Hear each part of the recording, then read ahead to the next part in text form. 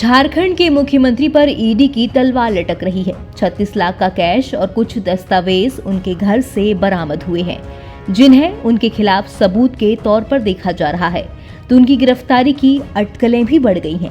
इसी मामले को लेकर झारखंड के मुख्यमंत्री हेमंत सोरेन 29 से 30 जनवरी के बीच गायब थे।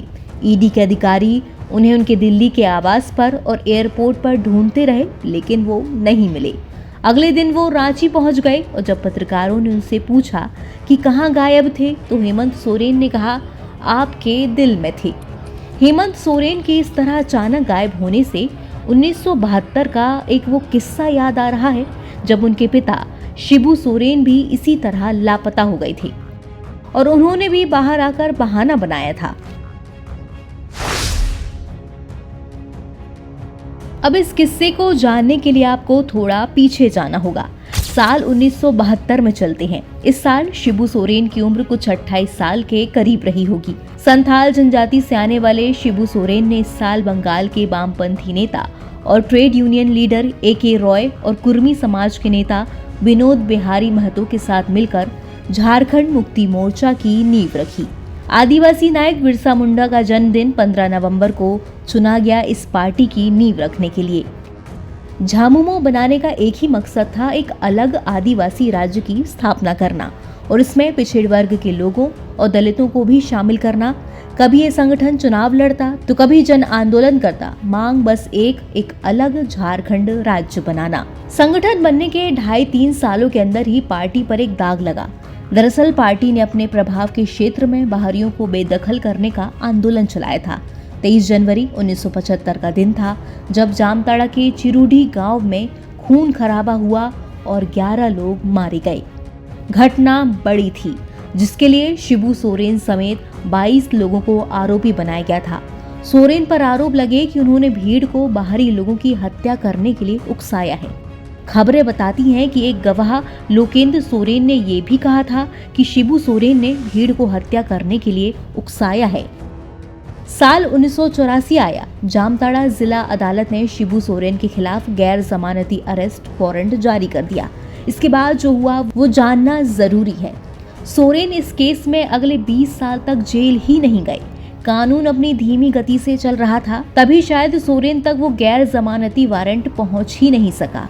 साल 2004 में बीजेपी ने इंडिया शाइनिंग कैंपेन से केंद्र में फिर से सरकार बनाने की कोशिश की थी, लेकिन कांग्रेस के बनाए अलायंस UPA को जनादेश मिल गया और फिर डॉक्टर मनमोहन सिंह ने देश के प्रधानमंत्री पद की शपथ ले ली।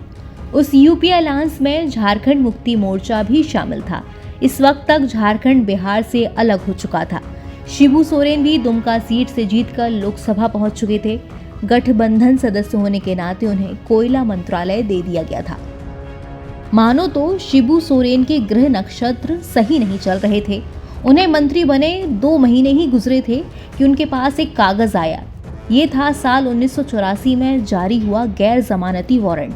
20 सालों तक चुप रहने के बाद 17 जुलाई के दिन चिरुडी नरसंहार का गैर जमानती वारंट केंद्रीय मंत्री के घर पहुंच गया था, जिसमें लिखा था कि आपको 2 अगस्त 2004 के पहले अदालत पहुंचना है। वारंट में ये भी लिखा था कि जामताड़ा कोर्ट ने शिबू सोरेन को भगोड़ा घोषित कर दिया था। तब कहा गया कि ये बीजेपी की तत्कालीन अर्जुन मुंडा वाली झारखंड सरकार का पैतरा है।